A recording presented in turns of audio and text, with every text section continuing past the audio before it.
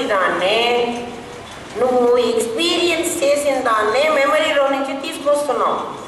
మనం కంప్యూటర్లోకి ఒక డేటా ఇచ్చేసి ఉంటాం. ఆ డేటాలో ఉన్నదే కదా మనం ఎప్పుడు కావాలంటే అప్పుడు బయటికి లాక్కుంటున్నాం. అక్కడ డేటాలో లేకపోతే నీకు ఇక్కడ ఏం రాదు. అక్కడ ఎక్కించేసావు. ఏమి ఎక్కించాను? నా అజ్ఞానాన్ని ఎక్కించాను, నా హాయిని ఎక్కించాను. నిద్రపోతున్నావు. అర్థమైందా? అదే బయటకు వచ్చేటప్పటికి దేశంలో కాలంలో వస్తువుల మీద వేసి నేను ఇదంతా జగత్తుగా చూస్తున్నాను అంటే నా లోపల ఉన్నదాన్నే నేను బయట ప్రపంచం మీద వేస్తున్నాను. అంటే లోపల ఉన్నదని తెలియకుండా బయటే ఉన్నదని అనుకుంటున్నాను. నా భర్త కానీ, నా బిడ్డలు కానీ, నా ఆస్తులు కానీ, నావన్నీ కూడా నా లోపల ఉన్నాయి. బయట ఉన్నది ఏమిటి అంటే ప్రకృతి. దాని మీద ఇవి వేసి నేను వ్యవహారం చేస్తున్నాను.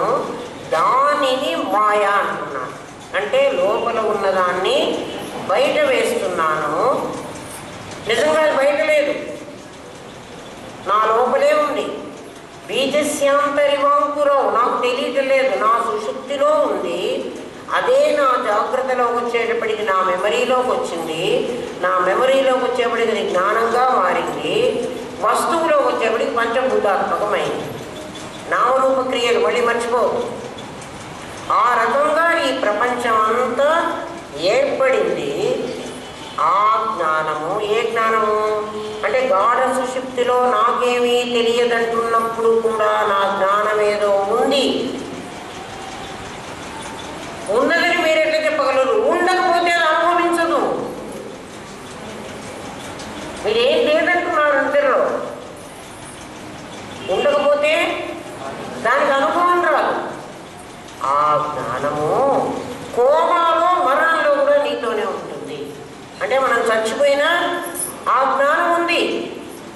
మరి ఏ జ్ఞానం పోయింది చచ్చిపోయినా అంటున్నాడండి? చచ్చిపోయిన వాళ్ళు జ్ఞానం ఉందంటున్నారేమిటి మీరు? చచ్చిపోయిన వాళ్ళు జ్ఞానం ఉంటే వాడిని తగలబెడితే వాడు లేచి రావాలి, కానీ వాడు అట్లనే ఉంటున్నాడే. ఏ జ్ఞానం లేదు చెప్పండి? ఈ జీవుడు అని శరీరంలో ప్రవేశించాడే నామరూప క్రియ, ఆ జ్ఞానం పోతుంది. ఆ జ్ఞానాన్ని ఏ జ్ఞానమైతే పోతుందో, ఏ జ్ఞానమైతే దృశ్యంగా ఉంటుందో, దృశ్యంగా ఉన్నది పోతుందని కదా మన స్టేట్మెంట్, దృశ్యంగా ఉంటుందో ఆ జ్ఞానం పేరు ఆభాస అని పేరు. ఆభాస జ్ఞానం పోతుంది, యథార్థ జ్ఞానం ఉంటుంది. ఇప్పుడు చచ్చిన వాడిలో కూడా, చచ్చాడు అని మనం అంటున్నామే, వాళ్ళ లోపల కూడా యథార్థ జ్ఞానము స్ఫురణ, నిద్రపోతున్న వాడిలో అనుభవిస్తున్నటువంటి స్ఫురణ ఎలా ఉంటుందో, అనస్థీషియా ఇచ్చిన వాడిలో ఆ స్ఫురణ ఎలా ఉంటున్నదో, అనస్థీషియా ఇచ్చిన వాడిలో కూడా స్ఫురణ ఉంటుంది. శరీరానికి మాత్రమే తెలియటం లేదు. అలా కోమాలో మరణంలో కూడా నీ స్ఫురణ ఉంటుంది. ఉంటుంటే చచ్చిన వాడేవాడు, ఉన్నవాడేవాడు. ఇది రేపు చెప్పుకుందాం. అర్థమైందా? ఇవాళ పాఠం బాగా అర్థమైందా? దేవుడు లేడంటారా? దేవుడు లేడని మన ఇష్టం వచ్చిన తప్పులు పనులన్నీ చేద్దామా? చేయకూడదు. ఎందుకని?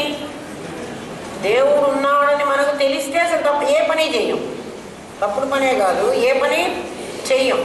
ఏదైనా కొట్లాడేటప్పుడు, మాట్లాడేటప్పుడు, కష్టం వచ్చినప్పుడు, దుఃఖం వచ్చినప్పుడు నేను స్ఫురణను కదా అనుకుంటారా. ఈ నామరూప క్రియలతో తాదాత్మ్యం చెందవాకండి. చెందితే వ్యవహారం చాలా ఘోరంగా ఉంది. చెందకుండా ఉంటే స్వస్థతలో ఉండండి, అస్వస్థులు కాకండి. అస్వస్థులైతే ఎప్పుడూ రోగమే. స్వస్థతలో ఉంటే రోగమే లేదు. ఎందుకు రోగం లేదు? నామరూప క్రియలతో సంయోగం లేదు. నామరూప క్రియలతో కలిస్తేనే రోగం. వాటికంటే భిన్నంగా ఉంటే నీకు ఏమీ లేదు. అప్పుడు నీకంటే భిన్నంగా ఇంకోటి ఉండడు, నువ్వే ఉంటావు. అర్థమైందా? మీకు చాలా బాగా అర్థం అవుతుందనే అనుకుంటున్నాను. ఇది ఒకవేళ అర్థం ఇప్పుడు అర్థమైనట్టుండి తర్వాత మనకు కాదని పదే పదే పెట్టుకుని వినండి. శ్రవణం ఎంత చేస్తే శ్రవణం చేసిన దానికి జపం చేసిన దానికి 10 రెట్లు హోమం చేయమని, హోమం చేసిన దానికి 10 రెట్లు క్షీరతర్పణం చేయమని చెప్తారు కదా.